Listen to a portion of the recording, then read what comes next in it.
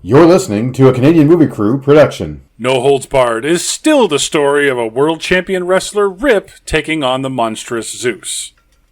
Or is it? When your back's to the wall, what will your answer be? Will you run for the door? Will you run out on me like it's hard? It's no holds barred. Welcome back to the Yours It Movie podcast, where we try to find the real story behind the story. I'm Derek. I mean, Mark. And joining us today, our favorite co-host, Scott White. Hello, hello, hello. Hello. Scott, hang on. It's an audio podcast. You don't have to rip your shirt off when you come in. Just it's okay. It's an audio podcast. I'm sorry. I just got back from a Trump rally, so Yeah. Should be ripping the bandage off your ear at that point. Yeah. Then? No? Your ears do not deceive you. If you're a longtime listener to this show, yes, this is our first redo. But there's a reason. Back on the original show, the only one that was on the original show was me. You, Mark, you weren't able to make it that particular night. And we had our old co-host Tex and a special guest Ryan Denny on that show. And since then, we've got to know Scott pretty well. He's come on a bunch of shows with us and a lot of great 80s and 90s movies with him. So I thought, well, Mark, you've never done it. Scott, you've never done it here. I'll just lead you through it and let you guys take over the floor, because this is going to be a hilarious venture, I can only assume. Well, I think in the spirit of what we're doing today, Derek, I think we should call it a rematch. A rematch. Perfect. Yep. Yeah. We'll call it the No Holds Barred rematch. So, yeah. Two new tag team partners. Away we go. Here. Welcome to the show, nobody. Welcome back to the show, everybody in the movie. Yeah. We've already done it. Around, Yeah, No Holds Barred, 1989. This is the, I don't think it's the first movie with Hulk Hogan. Actually, I know it's not the first movie it's with his Hulk Hogan. first That one star. was? It's his first starring role. I believe his first movie was Rocky Yes. 3, where he played Thunderlips. Yeah. Yes, it was. Rocky 3, and then he gets into the WWF under Vince McMahon. They go to a hotel, do a bunch of cocaine. Out pops this movie. As legend has it, and I believe it. Yeah, really. Now, Mark, I know you've seen this movie before, obviously. Boy, howdy. In fact, this is one of my early movie theater experiences back in 1980. What year is this? 89. This was like the early height of my watching wrestling. I was right into it as a kid. This is back before the fourth wall was broken, so to speak, and you could still fool a kid that wrestling's real. Especially if you, the older stepbrother, are dedicated to that cause, which apparently my stepbrother was. So I thought this was real fights going on until there was a movie. I know movies aren't real, but they're gonna fake fight like they do in the ring for real. You know what I mean? That was the attitude going in. Yeah. This is the movie that taught me not to drink my pop early on, to wait a little bit before drinking. This is the movie, because that final double axe handle couldn't have come soon enough. I was like, great, he won. Only an hour and a half. I know, but when you're a little kid with a little bladder and a big drink, and you just wolf it down during the opening credits, yeah. So I sat on it for an hour and a half. Scott, have you seen this one before? I saw it in a theater as well. Yes, because this was back when I was into wrestling for a little bit, and so I remember seeing this in the theater. I don't remember enjoying it or not enjoying it. It was just It was the late 80s, so I mean, the late 80s, I think this is a low B-, but I mean, it is what it is. I mean, I'll give the movie this credit. They didn't try to fool anybody. They weren't trying to. It was like, this is just going to be a schlock, big time wrestling movie with Hulk Hogan, and I will say, Kurt Fuller he made the movie. He got this movie and he saw what it was and he just had fun. He just was a caricature of the evil business guy. And he was not there was no subtlety. And I don't know if he was directed to do it that way or he just did it that way on his own, but he chews the furniture, and to me, he's the best part of the movie. So I know it didn't happen like this, but I would love to have heard a story coming out of this, like, say, Kurt Fuller just shadowed Vince McMahon for 3 weeks, and this was his takeaway. I wish that was the story behind it. I wish that was... I think that would have been awesome if that was the case. But anyway, that's not how it happened, because I'm sure they shot this over a weekend or two, and... It didn't take long. Yeah, well, I'm sure, like our opening match, I'm sure that was shot before an actual event, I would imagine, right? During an actual event, yeah. Yeah, and who's the guy that he fights in the opening match? Does he look familiar? He does, but if I'm not mistaken, he used to wear more makeup. Yes, he does. Doink the Clown! Is it one of Demolition? No, it's one of Demolition, yeah. That's Axe. That's Bill Eadie. Right. Playing Jake Bullet, which is even more of a wrestling name, surprisingly enough. Then Axe? Well, then Bill Eadie, I guess. Oh, yeah. Oh, yeah. Well, sure, Axe, sure. yeah. Yeah, Jake Bullet, yeah, that's a hell of a wrestling name. Yeah, we open up in the arena where Rip Thomas, I believe, is his name. Oh, there's a last name? Is there a last name? I think don't- it's just Rip. I never hear one. They just check, call him Mr. Rip, you know what I mean? Or Monsieur Rip. Monsieur Le Rip. Le Rip, yeah, we'll get to that. Yeah, they pluralize his name. That's good. So he comes out, he's showing off his the fact that he's the World Wrestling Federation champion in a match against Jake Bullet, who is Axe from Demolition, with Gene Okerlund and Jesse Ventura on commentary. Yeah. Which should have been a combo more, I think, back in the day, but maybe Gorilla Monsoon wasn't available. Actually, you're right, because back then Jesse was still doing commentary. It was him and Vince McMahon when I was watching big time. Yeah. And they really did make a heck of a team. Same with Jesse and Jesse and almost anybody, but I mean, this Jesse Gene one, I wish had been a thing. Like, I would love to have heard Mean Gene do, some color for matches, and he really did. Yeah. And this is where we get to meet Bill Henderson, who plays Charlie, his trainer, who may look familiar because he may look like the cop at the end of Clue. Oh. Okay. He also may look familiar as the manager of your manager from Punch-Out. If you look at him, he kind of looks like your manager from Punch-Out. Yeah, he comes on screen, tells you you're not doing well, you know. But then, so we get to the next. It goes straight from there into the next morning. It's in the boardroom. Hang on a second. Go ahead. I'm not done with the match yet. Okay. Was Rip an early concept for Hulk Hogan? No. Because, okay, so it's even lazier than I thought. Okay, he's just doing all the Hogan things, and he's slightly modified. Like, he does all the same Hogan moves except the leg drop. Well, that and he has a hand gesture. Yeah. But he had the hand gesture before. It's the hang 10 with arthritis. With the pointer finger tucked in a little bit. Yeah. So that, and then his finishing move is a double axe handle. Yes. Which is just a standard move in the 80s. Yeah, Greg the Hammer Valentine used to do that right in the middle of a match. Well, that was his finisher, yeah. Captain Kirk used it on the yeah. On the Goron? On the Goron. I love that. Yeah. Oh, yeah. I always loved attributing that to the Jim Kirk. Yeah, the double axe handle, yeah. A young William Shatner could have done well in the WWE. Yeah. I'm going to hit you now. You know. So then the next morning... go ahead. We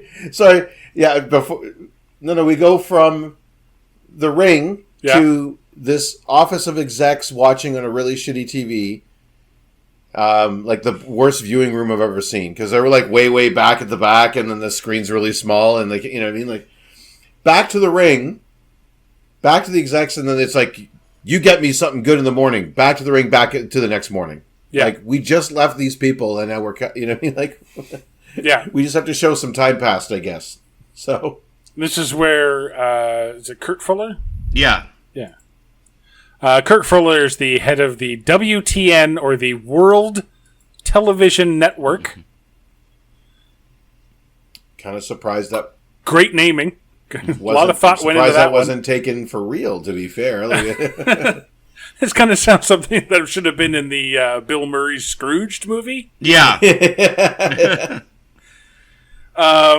Where he decides that he's going to... He's sick and tired of Rip being all over his TV and getting all the ratings.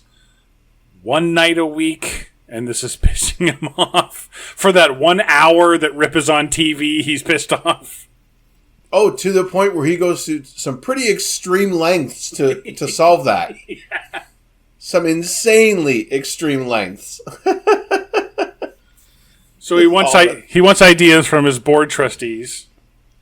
The only note that I have is that the woman tries to offer an idea, and he goes, "Take a leak." Take a leak.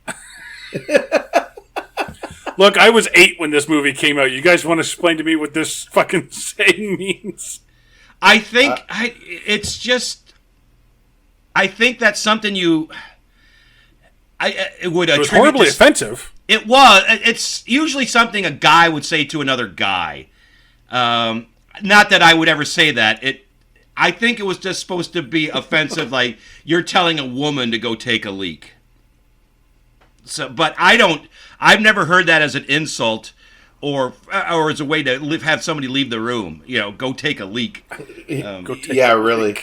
Unless Yeah, it's can you like, imagine Donald- you know, they used to be go powder your nose. That's how. Yes. That's how men used to tell women to, you know, why don't you go powder your nose? If it's a variation on that, I don't know, but yeah, I did. Which didn't that translate into wrestling into take a powder?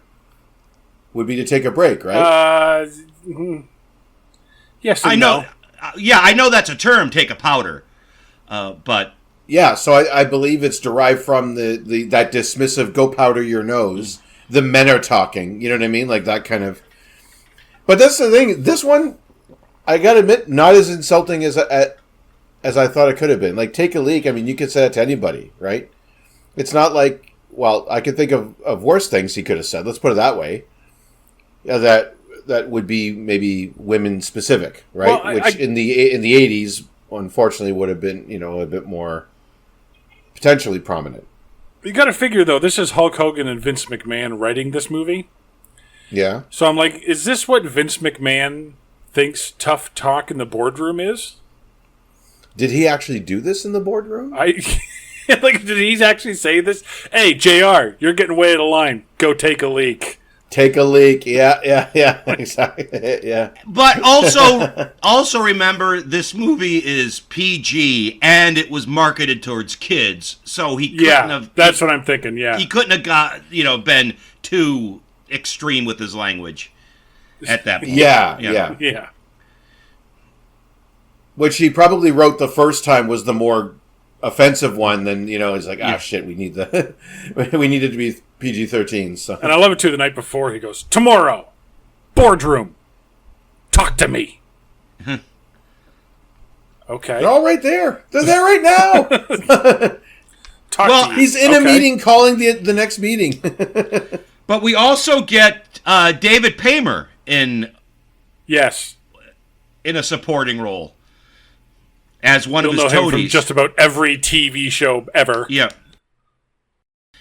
And so he has two toadies. One is David Paymer, and the other guy looks like Andy Samberg, an older version of Andy Samberg. Yeah, this. And I've seen that guy before in lots of things, but I'm just like, that looks like Andy Samberg. Is it Charles Levin?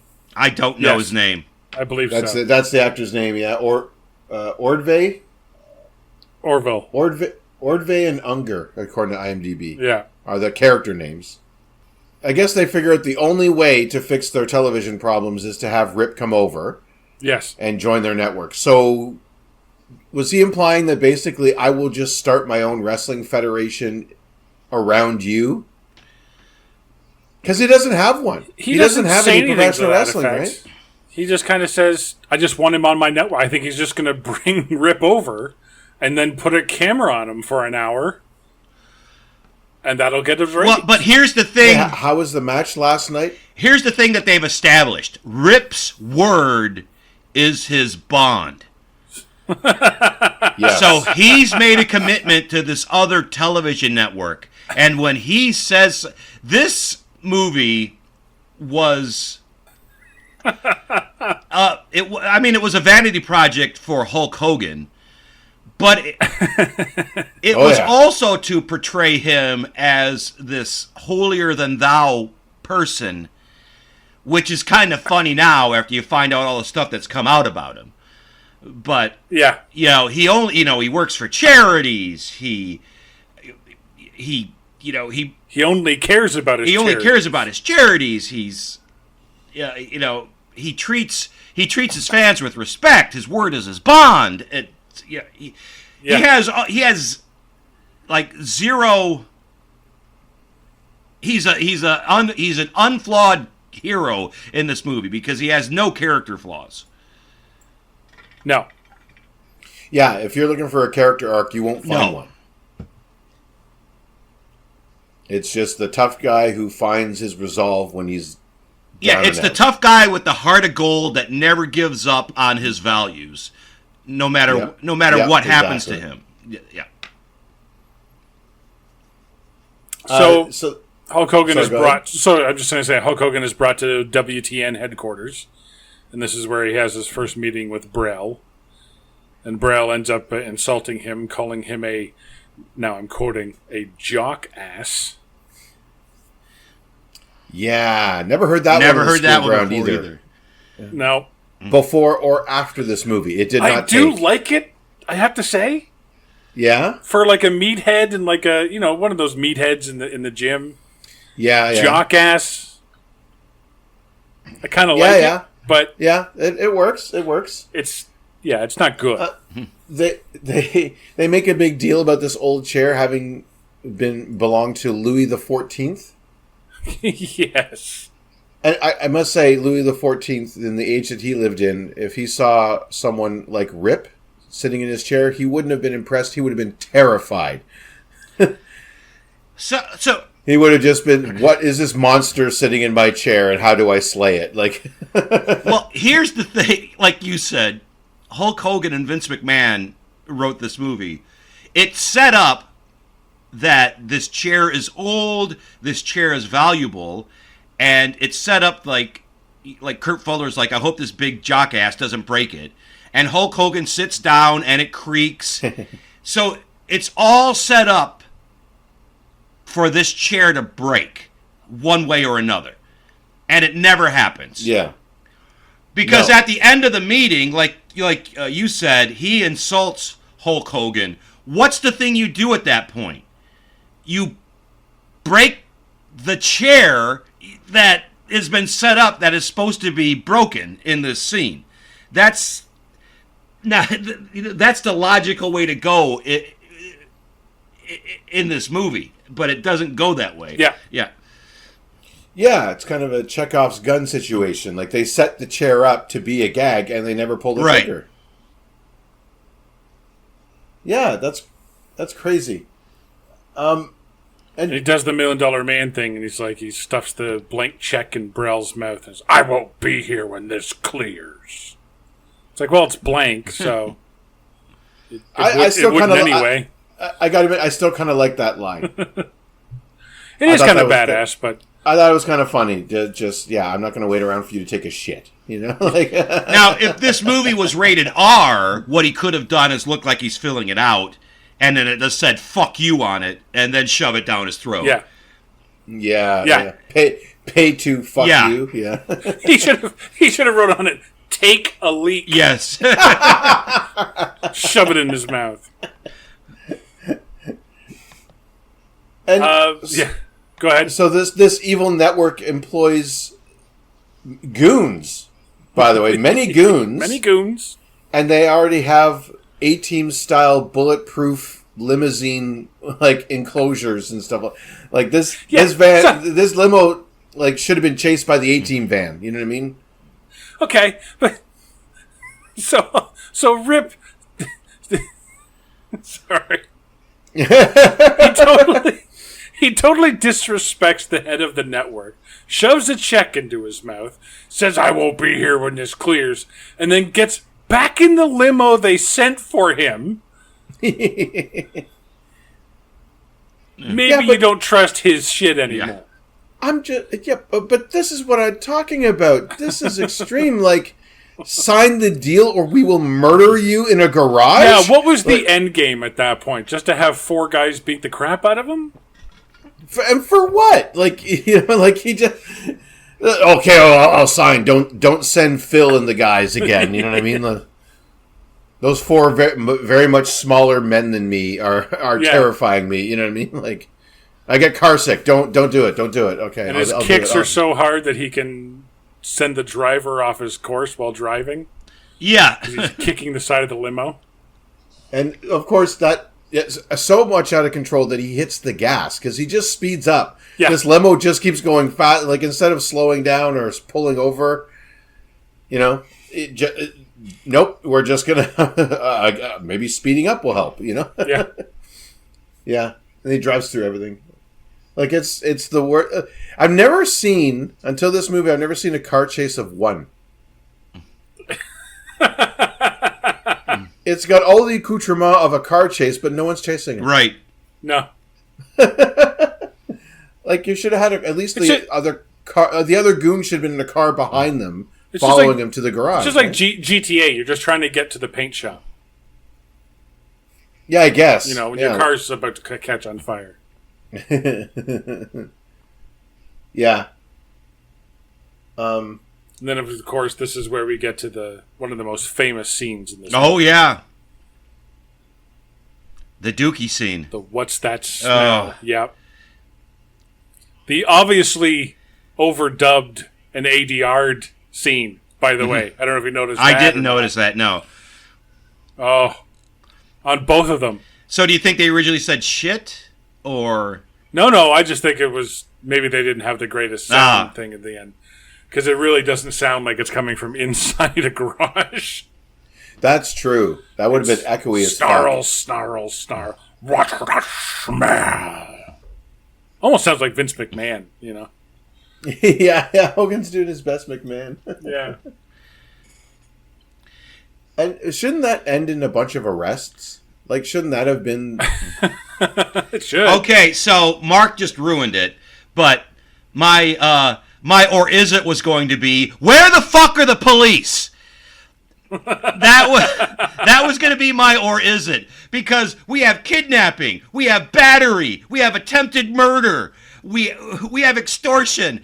Not a single police officer. The only cops in this movie are fake cops. Yeah, they're fake cops, yeah. Oh, I've got something on those guys. Okay. Later. Yeah, they're security guards at best. And we also have an attempted rape, Yes! too, by the way. Yes. Yeah, this is just one rating away from taking a really bad turn and being some sort of horror movie. You mean taking a really bad leak? Mm-hmm.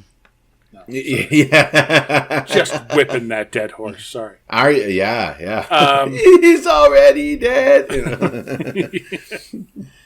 No, but this world... okay, I was going to talk about it later, but let's talk about it. This world that they have built is mind-boggling. 14-year-old me gobbled it right up. Like, yes, sure. Of course, if he's in a diner and robbers come in, the mighty Hulk Hogan's going to deal with it. Why would the authorities need to get involved? You have a hero right here ordering grits and gravy or whatever he's having. You know what I mean? Like, 4 goons? Who needs authorities? Forget that. I'll just beat them up and send them home.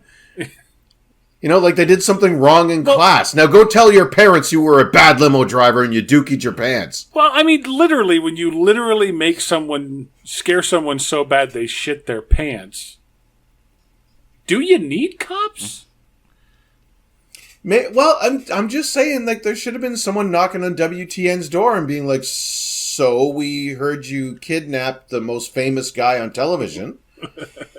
But it's not just that. It's all the collateral damage the limo did, banging into other cars on the way there. Yeah. Oh, yeah. Absolutely. It's a great Maybe point. they filmed in Canada and there was like, oh, no, it was my fault for parking on the street, eh? Sorry. Sorry I got in the way of your car chase with one car. I just figured they filmed in all the parts of Connecticut that Vince owns. It's okay, I was going to tear down that shack on Thursday anyway, so... You're not far off, dude. Just about every scene is taking place somewhere where Vince owns it. But we have... So wrestling is the biggest thing on television. Yes. There's nothing else that can touch it. No. No hockey, football, baseball, No. soccer, the biggest sport in the world. Not when Rip's around. You kidding me? Not in America. not in America. No. Although we it's don't know if real. the World Television Network is going by world ratings here. So I would imagine so. Yeah, that's true. It is the where essentially bare knuckle fighting can be televised with ease. yeah. Yeah. So like the UFC, with all their, all the lawyers and stuff they had to bring in to try and get it legalized. Apparently, you just needed a crooked exec. Yeah. Well, and some goons. Well, first they bring out. Hulk gets introduced to his new Accountant? Well, let's just say it. The head of his account, or his new manager, basically, Samantha and Moore. Oh, yeah. Which I assume is her porn name. I mean, come on. Yeah, no kidding. And so she wants to take this wrestler down a peg. So she takes him to the snooty French restaurant, Le Restaurant Aux Églises, I guess. Yeah. The church restaurant. The church restaurant, yeah. All of our dishes are holy. Where he gets talked down to by the snootiest waiter I've ever seen. This guy, I swear, he must be a buddy of Kurt Fuller's, because I'm sure he gave him the acting lessons. Like, just turn it up to 11, bud. You're in a shitty movie where wrestling is real, and just aim for the fence. Play to the back row, whatever. I mean, play to the. Everybody in this movie is a caricature of somebody. There's not a real person in this movie. No. No. Maybe the trainer. But even then, it's like, he tells a weird story later, but go ahead. But that's just it. It's like everything is hyped up to an 11. And I know, and I'm sure that's how the movie was pitched and how the movie was directed. That everybody's over the top. There's not going to be any subtlety. This movie is for 1989 Mark. That's who this movie is for. And 1989 Mark, he's not looking for subtlety. He's not looking for character development. Realism. He's not looking for any of that. He's looking for what was on the screen. So it really was almost as if I had written it, or someone like me had written it. You know what I mean? In that day, you know what I mean? Like, and then he goes to a fancy fresh restaurant, and he already knows it, so he gets one up on the girl. Stupid girls, they have cooties. Yeah, girls have cooties. Yeah. Well, okay. If 14-year-old me's writing this, then when he gets introduced to his love interest, manager. Yeah, he's gonna look at her like I look at that Princess Leia poster. Okay, I gotta talk about this. This is the creepiest meet cute. Most meet cutes in, sitcoms or dramas or whatever else, they can be awkward, clumsy, heartwarming, and or funny. Yeah. But I've never had a meet cute that made me feel creeped out. Like, he looked at her like it was a pie on the wall. Like she was a pie, on the windowsill, and the little steam was coming out, and he was going to... He's gonna just his nose. Yeah. He's just gonna float on over to her and be like, "Hello," you know what I mean? What do we have here? Like it's real Pepe Le Pew kind of situation. It was very Pepe Le Pew. You want to cancel Pepe Le Pew? Well, that's where Rip got his cue here for how to be. Honestly, I don't know about you guys, but I felt a little creeped out the way he was looking at it. I was like, whoa! Like it wasn't I respect you as a person. It was more like, I want to see you naked. You know, like. And maybe I'll respect you in the morning. You know what I mean? Like that. Yeah. I'd say this is Joan Severance. This is a pretty big actress at the time, right? I believe so. I mean, I recognized her. Like she was on a lot of, I think the soap operas was her big thing, right? I think so, yeah. Yeah, a model to an actress, I think. Do you notice how she was always shot in the soft light? Yeah. There was always that kind of soft, blurry glow around her. I heard there was a deleted scene where she had an evil cousin with a goatee that came up, but it was that looked just like her, but had a goatee. No. Well, Brel decides he's going to look for. He can't get this jock ass, so he's going to go for another series of jock asses. So he goes down to the bar from Over the Top, I guess.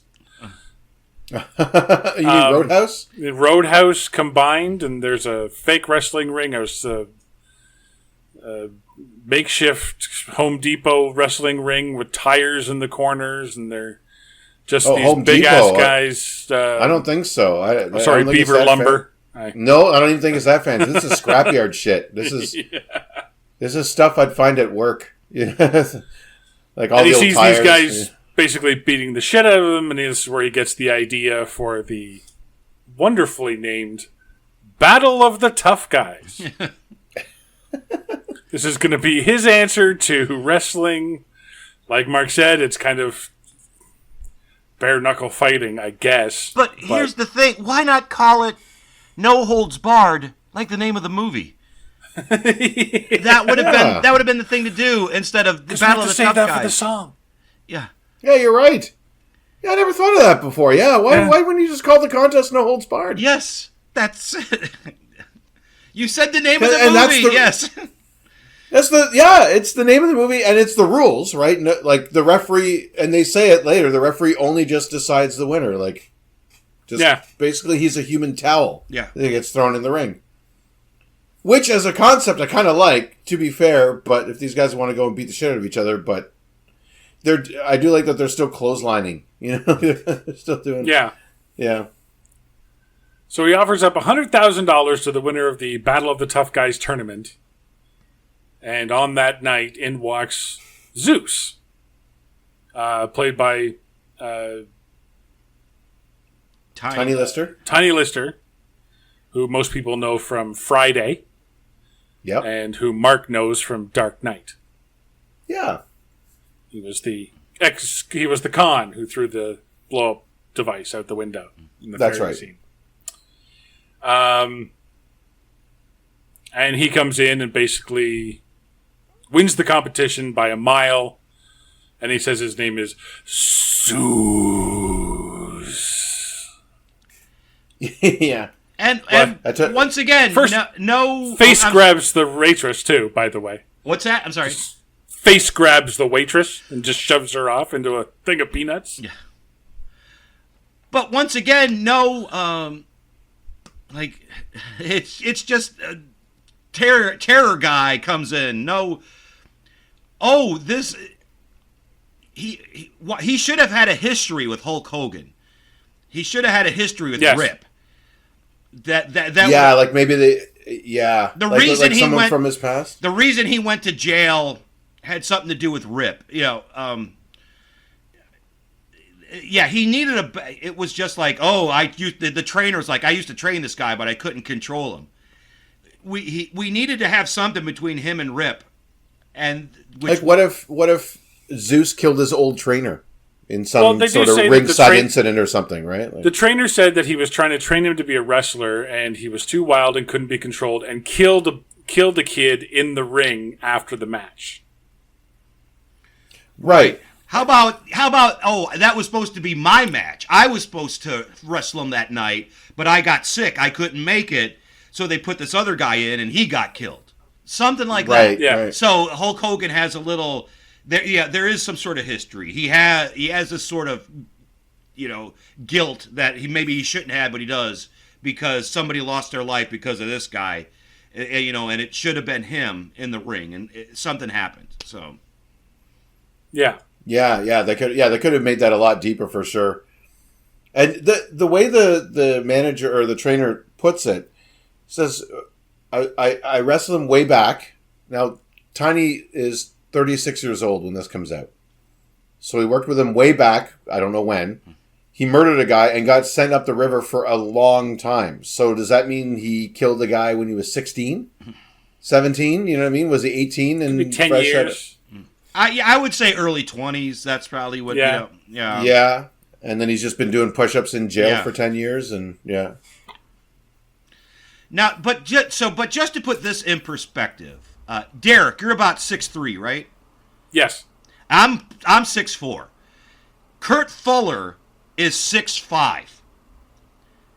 Wow. Kurt Fuller is 6'5". Is he really? Yes, and when you see him standing next to Tiny Lester and Hulk Hogan, those guys, they don't tower over him, but they're a good foot taller than he is.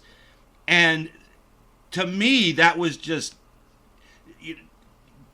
just these human beings that, you get the genetic lottery or whatever you want to call it, where they're just these giant humans. It's Yeah, well, Hogan's supposedly 6'3", 6'4". no, Hogan's like 6'7".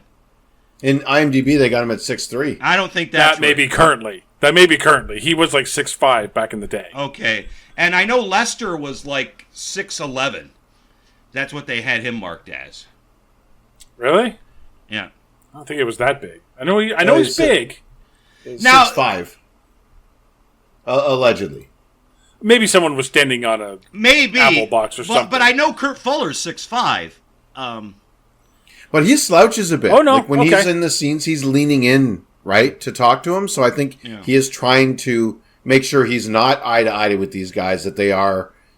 Like, I think they do a little, like a tiny force perspective bit of work. Lister that way is billed he's- at 6'11". He was billed at 6'11". That's funny, because Tiny's IMDb starts with, if you ever wanted a 6'5", muscle-bound, broad-shouldered, shaved head actor to play a terrifying Yeah, well- bodyguard, soldier of fortune, blah, blah, blah. Yeah. Yeah, well. They also billed Andre the Giant at 7'5". He was more 7'3", but that's really splitting hairs at that point, I think. Yeah, when really. it comes to Andre. He is a massive humanity. That's the Yeah. thing. Like, these are... Like, there's... When those two stand toe-to-toe, it's like four regular people are just looking at each other. Like, there's just that much humanity in the ring. But you really see it when they're standing next to, like, David Paymer, who's probably like 5'7", Oh, yeah. 5'8". You really see it when they're standing next to him. Yeah. Yeah, and I'm sure part of that was on purpose, right? He's this... like, Oh, yeah. Squirrel. Oh, these little Yeah, he's just supposed to be a wormy little guys, dirty, yeah. wormy, little... Yeah. He's like a little worm tongue kind of deal if, for the Lord of the Rings fans there. It's just a yes man. So $100,000 tax free. I don't know if you can actually do that. I don't know American tax law, but I think if you win a contest of any kind, You still have to pay And- taxes on it. you have Yeah. to pay tax. Yeah, that is income. So unless they're going to put it in a Not the tax case in Canada, by the way. Oh, really?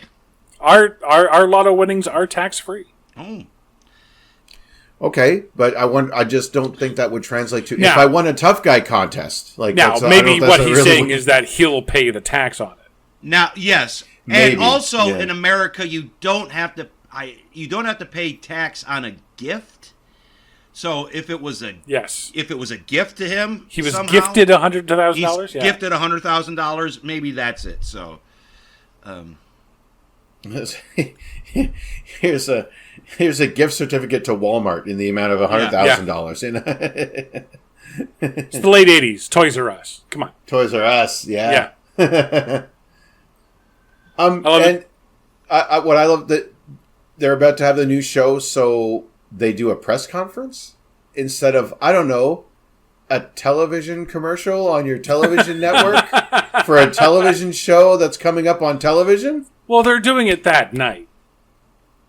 But the press conference? That never saw a press conference. We got a new show coming out. It's called The Dukes of Hazzard. We look for. We'll be taking questions. Yes, you over there. What's a duke? Mm-hmm. Actually, it's a royalty term, but anyway, yeah. Like,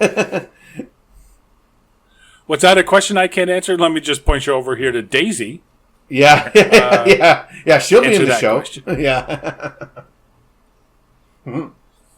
I like how when Brel the next morning and they're like, "Oh, we were number one in all of our things," and blah blah blah, and they're like, "Oh, but we got a whole bunch of angry phone calls. Good, let them talk. All it does is make us more famous." And I'm like, "Oh, the Miley Cyrus promotional strategy." Well, you brought this up earlier, like the character that he is playing is very similar to the character that Bill Murray played in Scrooged. In this, which is sort of a weird tie-in because Ghostbusters 2 came out the same year as this movie, where Kurt Fuller plays another asshole. Yeah. So this was like the year of the Kurt Fuller asshole, because I vaguely remember an article written on it. It's like Kurt Fuller plays, two bad guys in two big movies or something like that. I just remember that being like a little story blurb somewhere. But yeah, so really, somebody wrote a story on that. Yeah, I remember that because 1989 Batman. I think there was an Indiana Jones movie that came out that year. Last Crusade. Last Crusade, So, but the similarities between Kurt Fuller's character in this movie and Bill Murray's, except for you don't get the you don't get the character arc where he changes at the end. But when he's playing the dictatorial head of television, a lot of similarities between the two characters. Yeah. Now, one thing you got to say, or I got to say, is you got to admire, the character's work ethic. He's only been at the head of this network for a couple of months, and he's already resorting to attempted murder to get his, to really turn this ship around. We need to kill some people, threaten some people,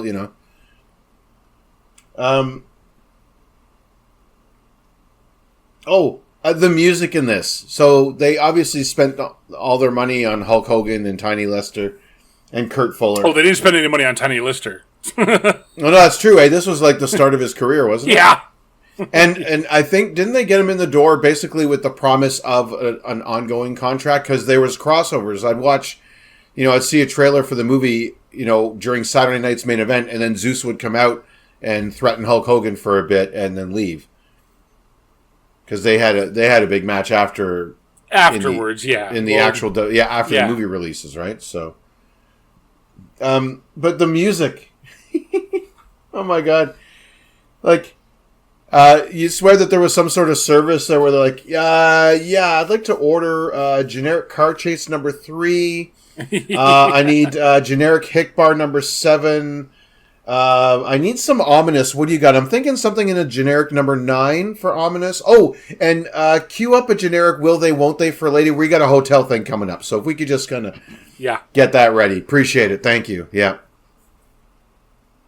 Like, it is such just like so generic. It's like it is so close to be. They might as well be like, we're training for battle. I'm gonna do push-ups. Gonna do sit-ups. Training montage. You know what I mean? Like that whole. Yeah. yeah. Exactly. Well, okay. Isn't the bedroom scene or the business trip scene now? Oh, yeah, we have the just before we get there, when they're celebrating their ratings victory, I think it's David, or it's one of the groupie or one of the Stooges' birthday. So he gets a brand new video camera that he's showing off in the office. And I wrote down, the head of the World Television Network needed a handheld video recorder to be reminded that he can record video and play it back in order to poke the bear at Zeus. That gives him the idea that, oh, wait, a camera? That gives me an idea. You're the head of a fucking television company. And don't you pass like 40 television trucks on your way to work? Like You've got 40 TVs on the wall in front of you. Yeah. But his big idea is to... Rip says that the worms are too good for you and death is too good for you. I'm like, wow, that's... But okay. But yes, then Rip's they decide... an asshole. Yeah. So Samantha and Moore takes him on the road to what we don't know. Yeah, we have no idea why they're going on this business trip. Yeah. Well, they never tell us. Well, she's on the phone with somebody, and like I said, I saw this movie in the theaters, but I forgot all of it. And Okay. And then when I saw her on the phone, I'm like, oh, she's working for Kurt Fuller. I mean, that was obvious. I mean, once again, I don't think 1989 Mark is going to catch on to that.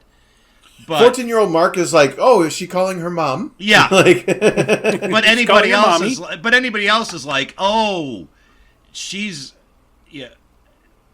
she's working for Kurt Fuller, and it's like, okay, and wasn't now we did not know what we did. What was the wrestling movie we did? The David Arquette one. David Arquette one. Ready to Rumble. Ready to Rumble. And there was a plant in that movie as well. Yep. Okay. Rose McGowan. Yes. Rose McGowan was the plant in that movie. Yeah. And to give Ready to Rumble credit, it didn't play out like it did in this movie where, oh, he's a nice guy. And it's like the plant gets her comeuppance. Which I kind of... Yeah, she gets kicked in the face, I think. Which I kind of enjoyed, that it wasn't, oh, I forgive you. It's just like, okay. Because Rose McGowan in that movie knew she did wrong, but David Arquette wouldn't forgive her, and she got kicked in the face. I'm like, okay, that's different. That's... Yeah. And these are the only two times that a plant has ever been used in the professional wrestling industry. Right, exactly, yeah. So. Yeah. So I'm kind of surprised I don't lean on that one a little bit more, you know? Yeah, so, you think that would work more, yeah. Well, no, the difference being that Rose McGowan didn't get backhanded by her 6'5" boss. Yeah. Yeah. That... Oh, she was forced to take a leak. Yeah. At that point. Oh, yeah. I think she took an involuntary leak right there. Go to work and your boss backhands you. That's, Yeah. I'd pee a little too. So I have the suave and sensitive Hulk Hogan. It's so cringe. Oh, yeah. Ooh. It's so cringe when he's, oh, don't you like the way your accommodations are, madam? Mm-hmm. We're skipping the diner? Oh, is it just the diner come first, does it? Yeah. On the way to, because her company, booked their accommodations, right? But he decided he was going to pick the restaurants, so they went for the Greasy Spoon with the one waitress who, I guess he knows all the waitresses across the United States as he travels. He knows all the mamas. That's what he knows. Yep. There's always that one in the Greasy Spoon. You got to know who she is, and she gets everything done. This is my thing about that entire scene.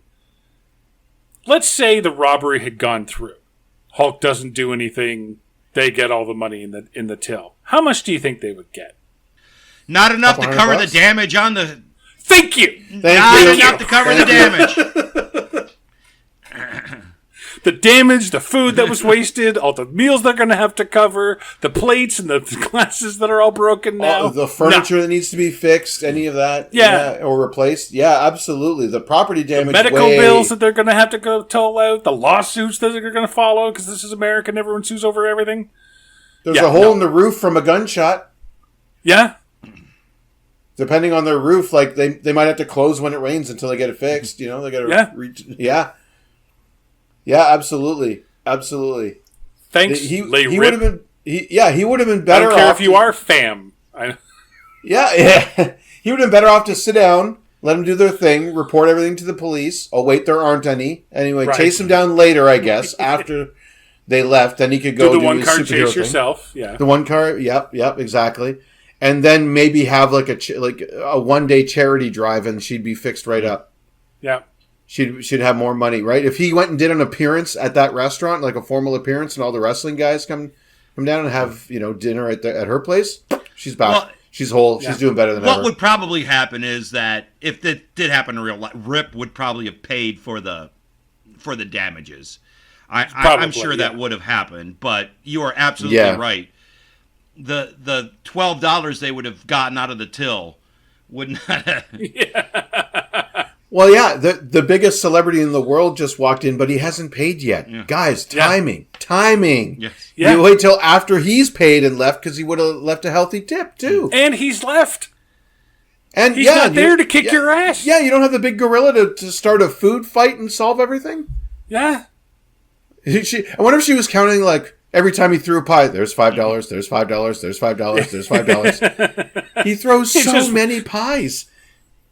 We should just recut that scene with the cha-ching sound every time he damages something or breaks something. I want a little counter in the top. Or wastes $5, in the corner, just And to be fair, in 1989 prices. Yeah. So if a whole pie today would be $20, that's fine. It might be $5 for a whole pie back then.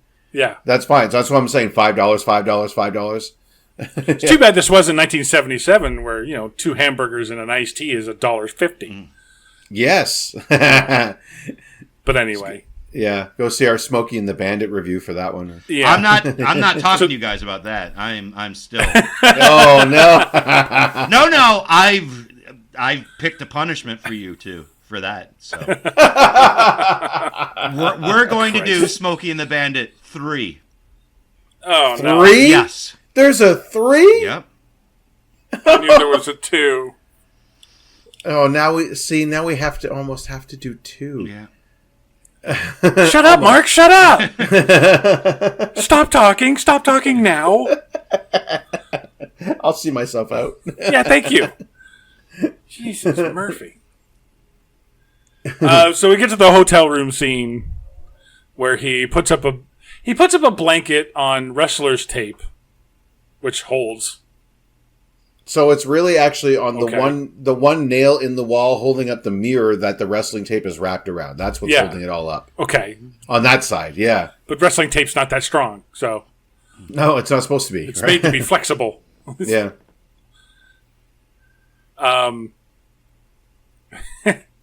she says, as long as you stay on your side of the bed, and then she goes into the bathroom. She makes it all like she's kind of a prude. And then walks back into the room in just her bra. Mm-hmm. Her bra and giant underwear. Yeah. Asking you to turn off the light. Well, too late. I've already seen you in your bra. Yeah. Like, wouldn't you think she would have had a shirt? Yeah, you'd think. Yeah. Whatever. Or covered, at least.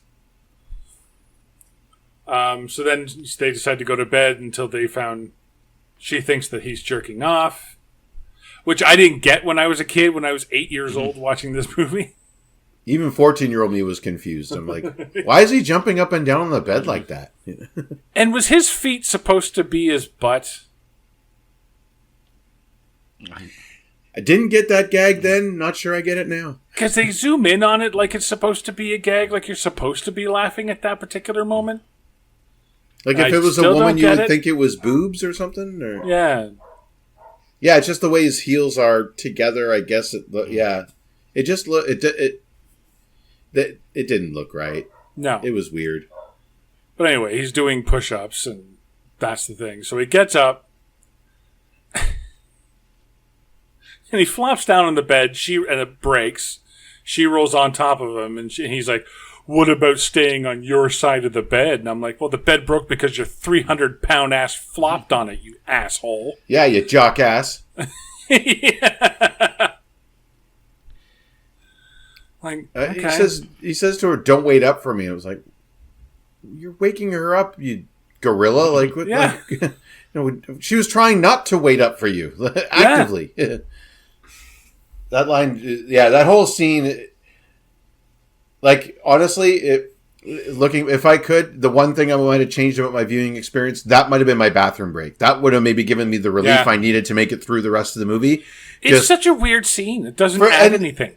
And for us little Hulksters, it does. I mean, that must be for the adults in the room, because the little Hulksters out here didn't get it. No idea what's going on. And don't care. It's like, where's the car chase scenes again? I guess I'll take that over this. The scene was just there to convince her that he's a nice guy, so she can't go through with the plan. Whatever the plan was, I'm not even sure. What was the plan of her being planted I have no idea what the plan was. Yeah. So I guess she was going to try to get him to go to the other network, Kurt Fuller's network. It's never really... The plan of her being planted is never explained, but the scene here is just like, oh, he's a nice guy, I can't go through with it. That's when she goes to Kurt Fuller, and that's where we get the slap. Yeah. Where she doesn't even take a swing, so we as the audience don't get to see what the end result, what the goal was. You're right. Like, we didn't have a scene where she was like, hey, maybe you should go to the other net. Oh, I can't do it. You're such a nice guy. You know what I mean? Or whatever her end game was. Like, she doesn't even swing. No, she just backs off. Or if she's the accountant, try to, steal his drain his funds somehow. Or, now you're bankrupt because you put your trust in somebody. Anything. But steal all his money, whatever. Maybe rob the charity. Like, how about that one? Yeah. Or she makes a donation to a hate group in his name. Oh, yeah. But just something like that. Something to ruin his reputation, but it's never made clear why she is there. He could have beat up some neo-Nazis then. To seduce him. It's like, I paid you to seduce him. Well, why? Why? Yeah. To what end? Yeah. Yeah, and there's not. It doesn't even get close to like it's like he doesn't have a chat with his trainer, be like, Samantha really thinks I should go to this other network. I'm really considering it. Yeah. Her seductive powers are working on me. You know what I mean? Like, there's nothing like that. Not even close. No. It's great. And what does she figure? He's a good guy. Why? Because he didn't jerk off. He didn't try to sleep with her, like, or physically push himself on her, if you know what I mean. Like, that's the criteria for the good guy. Yeah, because he didn't do a lot of things that makes him a good guy. Also, I guess if this was such a big deal, you're not telling me that character couldn't find a room in that hotel or anywhere else.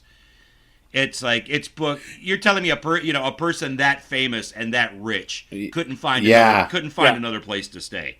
So. Oh, you mean they couldn't find another broom closet? That was a small ass room. Yeah, really. No, the whole thing is like Burrell called ahead and prearranged it, but it might as well have had a Murphy bed, like which he could have found. I'm sure he could have found a room with a Murphy bed, and hey, we're staying with the Johnson family tonight. It's a sleepover now. Yay! You know what I mean? Like, they got a big room, and we're all going to share. Well, I'm sure Rip knows someone in the town, right? Yeah. Oh, sure, absolutely. He knows everybody. Yeah. Stay with the woman at the diner. Yeah. Yeah. I know. So the next scene sleep in the diner after you're done fixing my diner. Yeah. So the next scene has Mark Pellegrino, who's Randy, Rip's brother, who is so important in this movie because we're just getting to him now. He goes to one of the tapings of Battle of the Tough Guys to see Zeus fight. Gets caught, is wearing a Rip'em shirt because that's smart. Yeah. Basically, Burrell drags him in front of Zeus, and Zeus kicks the crap out of him. Well, he does the stupid... at first, Kurt Fuller thinks, oh, hey, look, a couple of Rip fans. I've changed, I love it when I convert Rip fans. Do you know who he is? This is Rip's brother. You fucking idiots. Fucking idiot. His friend, yeah. Yeah. But again, to Derek's point, these are guys that were wanting to subtly check out the competition in their gear for the opposition, right? Like, Yeah. They have all the spy subtlety of Austin Powers and his British flag car, and you know what I mean? Like, Yeah, exactly. By the way, Mark, you recognize the wrestler that Zeus beats up in this scene? Lug Wrench? Is He his looked- name in the movie? he looked familiar. Was he a Moondog? No, he wasn't a wrestler. Mad Dog Vachon? Well, kind of a wrestler. No, that was Jeep Swenson. That's Oh, Bane from Batman and Robin. That's Jeep Swenson? Yeah. Wow. I didn't recognize him without the mask. Obviously. Yeah. So this is after the helicopter drop in, right? They drop in. They're like, This "You can is- accept Juice's This challenge." is after, yeah. Yeah. Because at one point, yeah, Kurt Fuller. Like- So here's the deal. Why? So you've got Tough Guy. You're the number one in your time spot. Why do you still need Rip? Yeah. Yeah. You're beating them. What's that? The best sign of success. You're beating him. You're beating Yeah. them in the ratings. Was it the best revenge is living well? Right? Yes, Is that- exactly. That's what I was looking for. Yeah.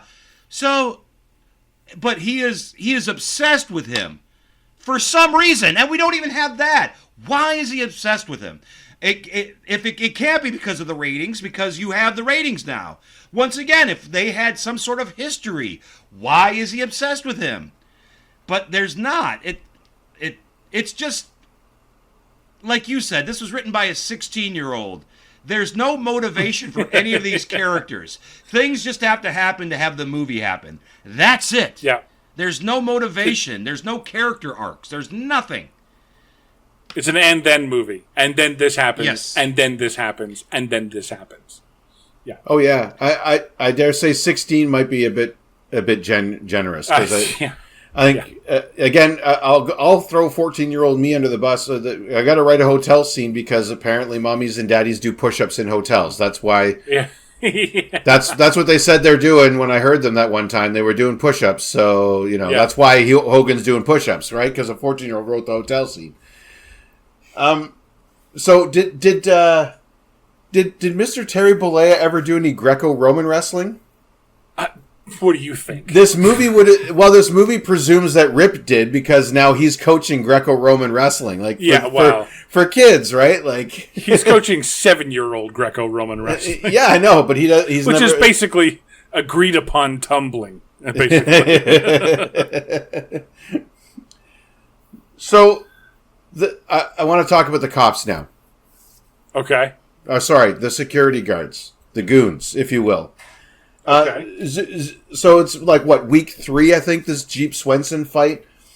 They hire security guards, and it looks like a professional agency, wouldn't you say, Scott? Like, they got uniforms. Yeah. It's not, but not like WTN security. These guys looked like they were hired out, right? Rent-A-Cop. Yeah.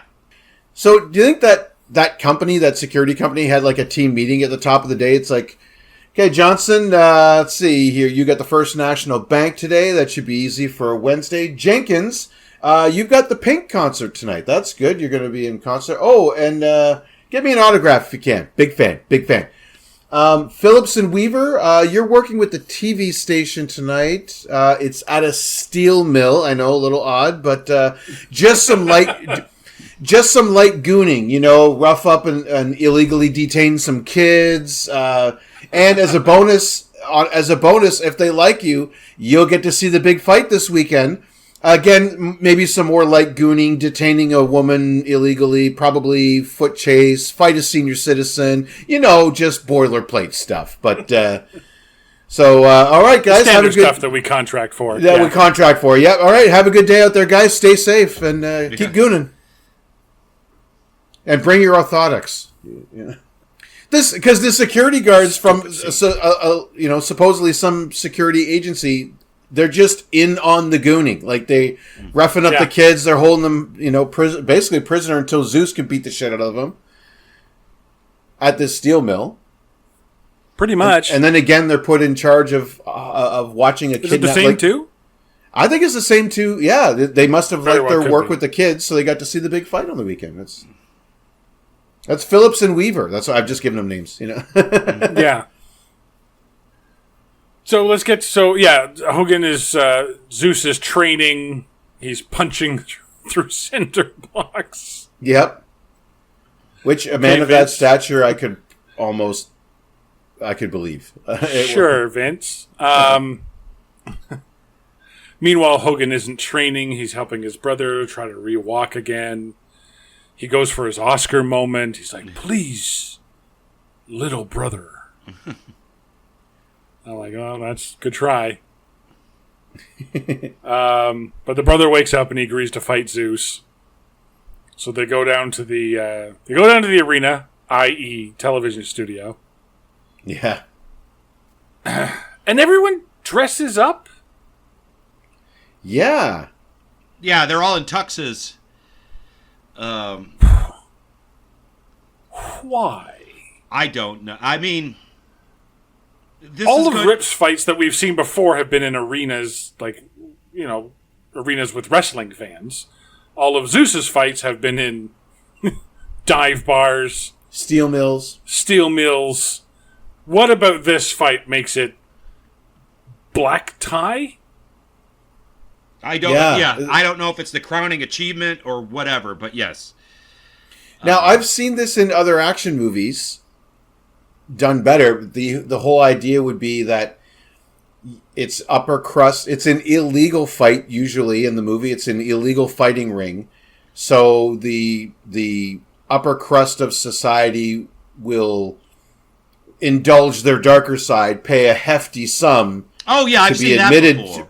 To be admitted to this underground lair But this where is these a two guys are nationally going to kill each other. televised event. Yeah, I this know. is network television. Yes, It's got the same time slot as when Price is Right would have celebrities on in the evenings. Like that's I get it. This is going up against Murphy Brown. You know what I mean? yeah, exactly. Seinfeld was on Much Watch, Must See TV. It's their first season or whatever. The Simpsons had debuted. Yeah. So Brel kidnaps Samantha, and I would say hold her hostage, but I'm gonna have to put quotations around that because she's not really held hostage. She's just told to sit down. Realistically, Yeah. I mean, she gets out of the room because everyone's watching the fight. yeah. I She's mean, not restrained. She's not tied down. no. The reason she's kidnapped is Kurt Fuller wants an ace in the hole. It's like, go down after 10 minutes, take a dive, or else, we'll put her in a wheelchair as well.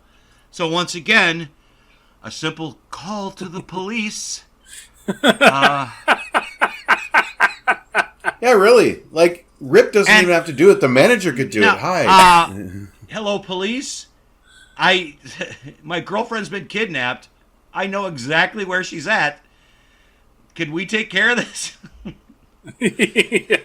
Yeah, no, they got only 2 goons. It's fine. They hired out professionals, but there's only 2 of them, so don't worry about it. Yeah. The kidnapping and holding somebody for hostage only works if you're doing something illegal. This is a televised wrestling match where it's call the cops. I think we found Scott's sticking point. Yes. Yeah. It's a good one, though. I like it. Can you if Vince McMahon had illegally detained Elizabeth before a Randy Savage match? Legitimately, not as a bit. No, But you would think it was a legitimately. bit, but legitimately, Yes. I'm sure Randy, God rest his soul, would have just called the police. Yeah, Brock Lesnar fights for the UFC, and Dana White kidnaps Sable, Yeah.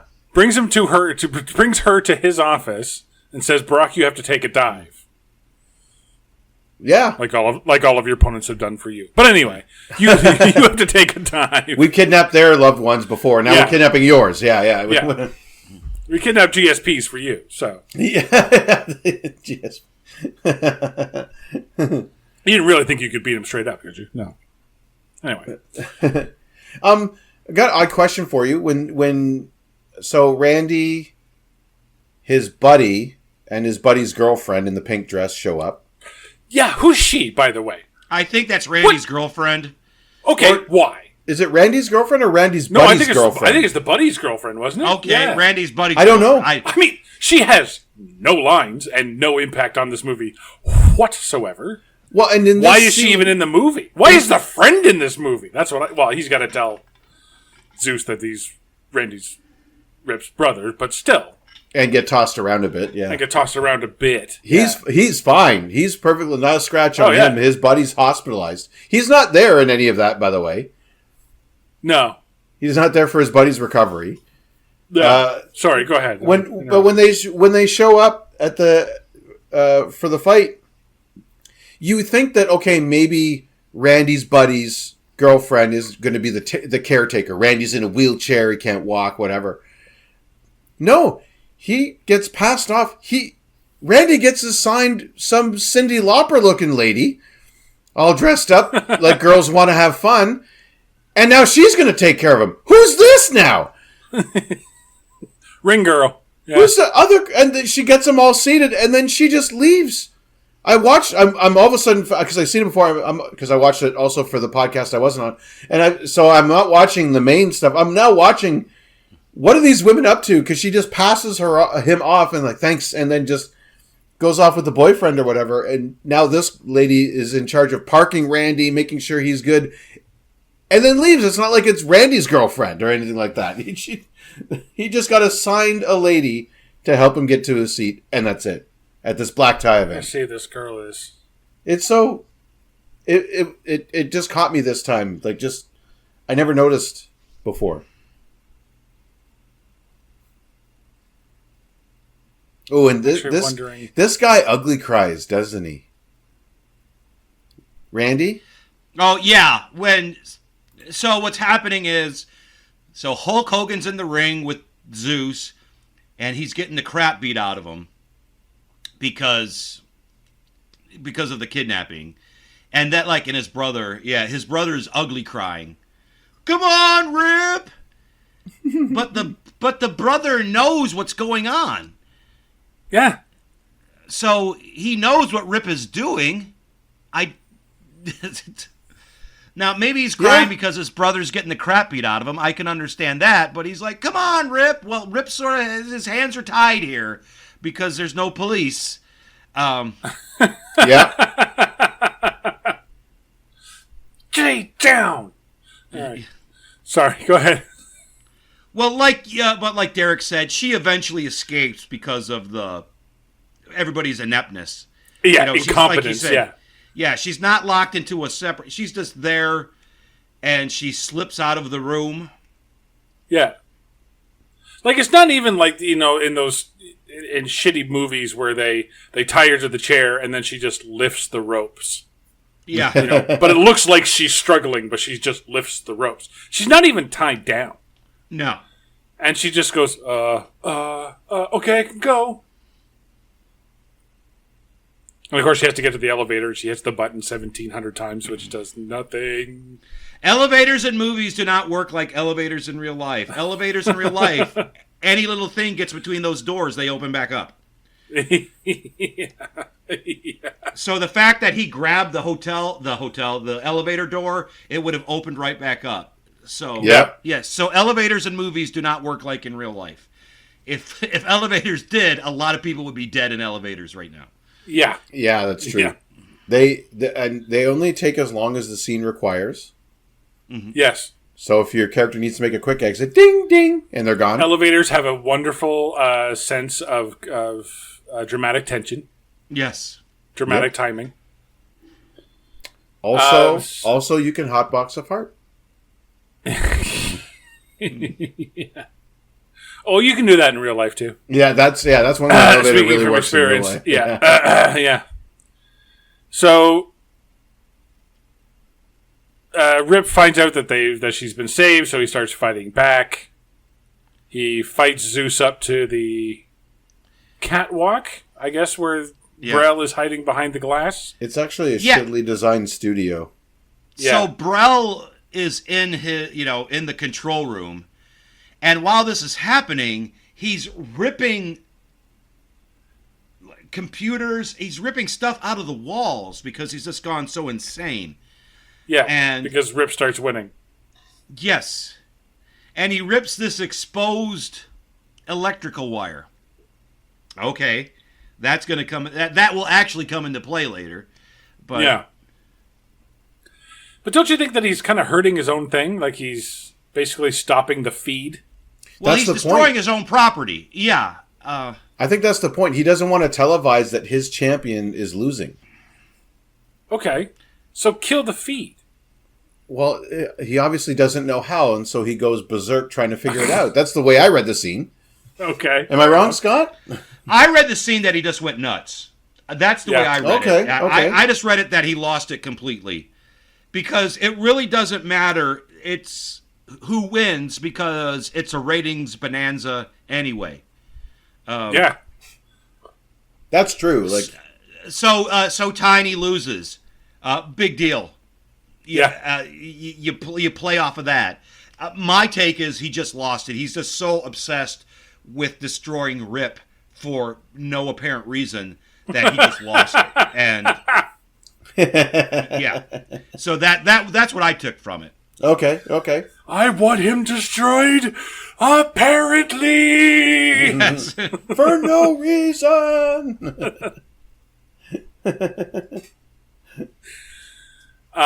So Rip ends up punching Zeus off of the catwalk, and he falls into the...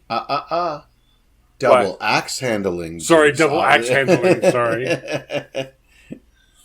And he falls into the 8-sided octagon ring. By the way, I know. there you go. Yeah. And everybody cheers because Rip has murdered his opponent. Yes. Yay! You killed him! Yay! Well, they got it. They didn't get dressed up for nothing. That's true. If I'm going to put on my suit, I want to see someone go down. Someone's going to die tonight. Yeah, that's. Yeah. So Rip turns and looks at Brel, and Brel He smashes backs the window. into the. Yeah, he smashes the window, and Brel backs himself into the exposed wire, and electrocutes himself. He's clearly dead. He's clearly dead at the end of the scene. Yes. It's Yeah, not like... I think It's Zeus not is like they alive. played it... Yeah. Yeah, I mean, Zeus could... The old A-team. Oh, you're in a van that flipped over 15 times. You don't see that he's dead. You see that Kurt Fuller is dead. The eyes wide open. Oh yeah. Blood. It's one of the few times we see blood. Yeah. So, what might have been a better ending is, so he backs up into the electric, and it shocks him forward, and then Hulk Hogan clotheslines him or something. So he's Double axe handle. double accident, something. But it shows that he's not dead; he's just hurt. But I mean, is that murder? And it wouldn't be murder, but it would be. I don't know what you would call that, because He did intimidate him into stepping back. yes, but Kurt Fuller was obviously trying to kill him. It's just really that's something that this would be a lawsuit that would go on for years about what happened. Oh yeah. Especially if that camera equipment did indeed go down and they don't actually have any video of what happened after the match, right? Well, I think there'd be enough eyewitnesses to see what would happen because there are people looking in as this is happening. So Yeah, so if the police came, which they won't in this movie, but if the police came, then I think all Rip has to do is just convince them that he smashed the window so he could have a civil conversation with him, and he backed into it on his himself there, officer. Like I was just going to talk to the guy. I thought he was in trouble. I was just trying to smash the window to save him. All he has to do is do what he did at the end. Rip him sign. Rip him. Yeah. Can't even do it. Yeah. Rip him sign. It's holding up the Rip 'em sign is like holding up Mentos, the fresh maker. Yeah. Of course, he'll know the cop, whoever shows up. Oh, sure. Yeah.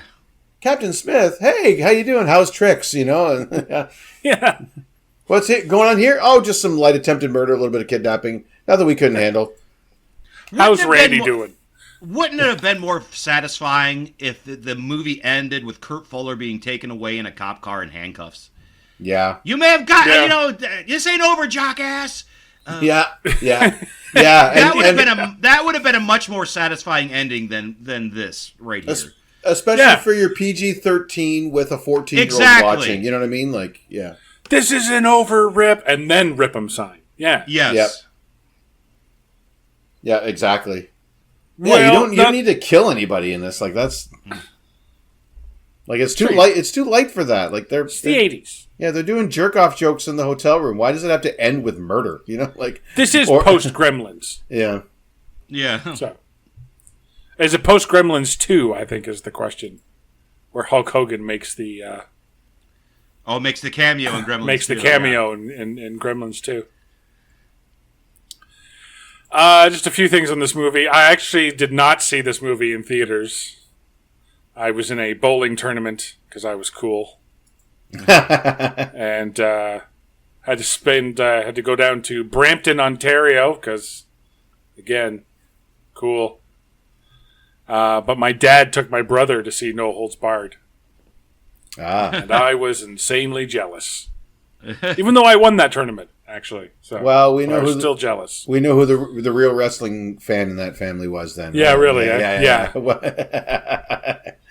During the Monday Night Wars between WWF and WCW, Hogan actually went to WCW, and Jim Ross on Monday Night Raw said that his new movie, Assault on Devil's Island, did so poorly. Or sorry, No Holds Barred did so poorly, it should have been called No Profit Allowed. I've pulled up a list of movies that were in the theater prior to and just after No Holds Barred to see what kind of competition they were up against. Oh? So coming out on May 12th, Earth Girls Are Easy and See No Evil, Hear No Evil. Oh. Classic movie. Yes. A week later on May 19th, Roadhouse. Oh, wow. A week later, Indiana Jones and the Last Crusade debuts. 1 week after that, on the same week as No Holds Barred gets released, Dead Poet Society is released. Oh. The week after that, Star Trek V, The Final Frontier. Yeah. The week after that, Ghostbusters 2. Yeah. The week after that, still Ghostbusters, man. That's true. Nobody knew that it sucked before the movie came out. No, this is a big summer. This is a really good summer, yeah. The week after that, 2 movies, Batman and Honey, I Shrunk the Kids. Wow, yeah, like... So the action and kids demographic are definitely getting taken away from No Holds Barred at this point. Yeah. Basically both their demographics, yeah. Yeah. Well, they timed the movie well because I went to see some of those, like I went to Indiana Jones a few weeks later, and Batman, and some of these movies. It was a good summer, and this is sort of summer. I mean, for 14-year-old me, this is pretty much what kicked it off. Yeah, I think this is a hit and run movie where they just put it out and they're going to make they're not going to get return business. They're going to make all their money on the opening weekend, and then it's just going to drop off. Yeah. Exponentially. Well, from this, Zeus would actually come into the WWE, team up with Macho Man Randy Savage, and it'd be Zeus and Savage versus Hulk Hogan and Brutus the Barber Beefcake at SummerSlam that year. Then they would go on to be Hulk and Zeus would be on opposite teams at the Survivor Series, and then in December they did No Holds Barred, the match, the movie, which was a pay-per-view event where you could pay to watch the movie, and then at the end of the movie, it was again Hogan and Beefcake versus Savage and Zeus, but this time in a 15-foot high steel cage. Oh, And Hogan won all 3 of those matches. So Zeus was a loser, you know. and Zeus, yeah. So, But again, to a kid, very threatening though. Like even when he did come in to wrestling, I believed it that, oh no, he doesn't have to pretend anymore. He's not acting in the movie. Now he can go after Hogan for real. Oh no. Well, that's why he came to the WWE, because he was so mad that Hulk Hogan got top billing. Ah. He should have been top billing, right? Right. So, as always on this show, we try to find the real story behind the story, Mark. I actually thought of one because of something you said. Okay. When was the Monday Night Wars? 96 to 2001. Okay, so was this movie almost prophetic? Because the plot of this movie is that they back the money truck up to Rip, and Rip says no. But in real life, WCW backs the money truck up to Hogan, and he says yes. That's true. Maybe he thought that one of his loved ones would be kidnapped if he said no. I don't know the man. But maybe that's why he signed Eric Bischoff had kidnapped his wife. Is that what you're saying? Maybe he kidnapped his wife, and I don't know if his daughter was born yet, but whatever. Around that time. Yeah. So, or is it that, or is it the lengths some brothers will go to make their brothers smile? And frankly, looking at this kid ugly cry, I would go to these lengths just to have him not do that, because holy cow, yeah, that face. Ooh. Or is it a good thing that wrestling is fake, because if it were real, there'd be no police? There you go. Apparently, we'd be living under the rule of law of WWE. Wrestlers, yeah. Yeah. Or is it UFC Origins? Yes. Kind of hinted at that. I think Dana White was watching this movie going, hey. 14-year-old Dana White. I think we're around the same age. This gives me an idea. Scott? Yeah, I think I've made it clear. Or, where crime is legal. Or, crime it's the is purge. legal. It's the purge. Yes. This is literally the purge. No consequences for anybody's actions, except death, maybe. Except getting beaten up. I mean, this is like the law of the West. It really is. That was. As a kid, you didn't care, but as an adult, I'm like, where are the authorities? This is a movie that would have been shut down with one phone call. Kurt Fuller tried to kidnap me, the most famous wrestler in the world. He's locked up. Yeah, and so the movie is over after that first 10 minutes if a simple phone call is made. Oh, I mean. They just need to after Hulk Hogan is kidnapped, you make a call. Yeah. Or a press release at least. Yes. Or anything. Yeah. Hell, Iron Man did a press conference after he was kidnapped, so I couldn't Rip. Yeah. They love their press conferences in this movie. They do them instead of He breaks out of the warehouse first cheeseburger, then press conference. Yeah, exactly. Yeah. Brother. Yeah. First protein shake, then press conference, brother. Yeah. No, you're right. Even the SEC knocking on these guys' doors, they're probably gonna find some reason to shut them down. I have it as, or is it the story of a TV exec who chased the wrong TV idea? He should have created an amateur stuntman show. I'm Hulk Hogan, I'm Brell, and I'm Zeus, and I'm Johnny Knoxville. Welcome to Jockass.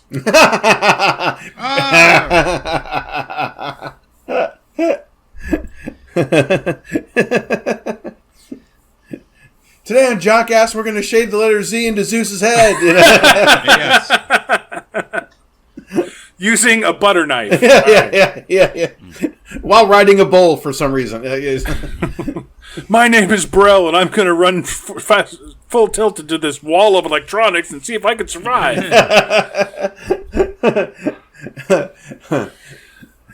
Welcome to Jockass. I'm Rip. I'm going to have a one-car chase. You know? All right, Scott. Well, thanks very much for coming out and joining us for this one. I always enjoy doing these podcasts. Thanks for having me. Excellent. What do you got coming up? You're coming to Canada sometime. Yeah, I'll be up. Check my website, scottyblanco.com. I've got some Canadian dates coming up here in September and October. So just keep an eye open for those.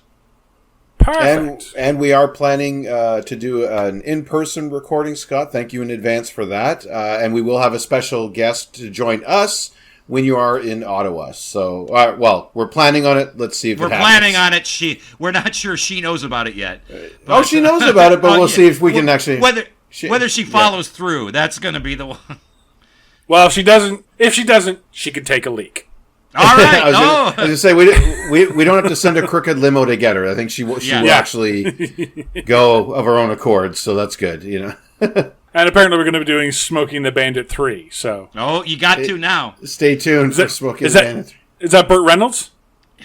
It is and it isn't. Uh-oh. Oh, no. So... it's a Passing of the Torch movie. Those are never good. Oh, no, it's not. It's worse than that.